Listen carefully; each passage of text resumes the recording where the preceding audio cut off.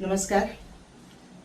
सध्या पौष महिना सुरू आहे आणि या दिवसात गोव्यातील गावागावामध्ये धालो मांडावर धालोत्सव सुरू आहे. धालो हे गोमंतकीय लोकनृत्य, त्यात प्रामुख्याने महिलांचा सहभाग असतो. 5-7 असे दिवस आणि त्या दिवसातील रात्री सजवल्या जातात. रात्रभर जागरण करून ही धालोची गीतं म्हटली जातात.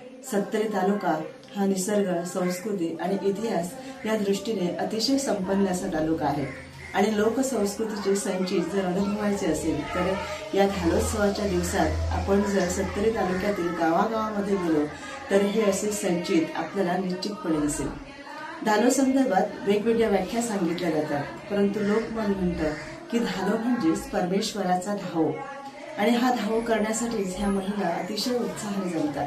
रात्रीची कामधाम आटोपून त्या जेव्हा मांडावरती तुळशी वृंदावनासमोर उभ्या राहतात आणि गाऱ्हाणे घालतात, हा उत्सव धरित्रीचा आहे, हा उत्सव वनदेवतेचा आहे आणि आत्ताच्या या दिवसामध्ये सभोवताल जसा बहरलेला असतो त्या सगळ्याचं वर्णन या उत्सवामधून येताना दिसतं आणि एकूणच हा निसर्गाचा उत्सव आहे आणि सत्तरी तालुक्यातील हा उत्सव खरोखरच खूप विलोभनीय असा आहे.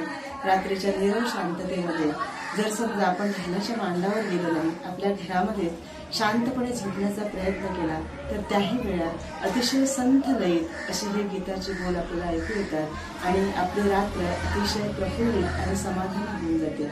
असा हा धालोचा उत्सव सध्या आपल्या सत्तरीमध्ये सुरू आहे आणि अतिशय उत्साहपूर्ण वातावरणात महिला ज्या आहेत ह्या वेगवेगळ्या माध्यमातून पातेला उभे राहतात, नृत्य म्हणतात, शेवटची रात्र तर वेगवेगळ्या तऱ्हेचे खेळ खेळतात आणि संपूर्ण जागवतात. पिंगळी केली जाते, सावध मारले जाते.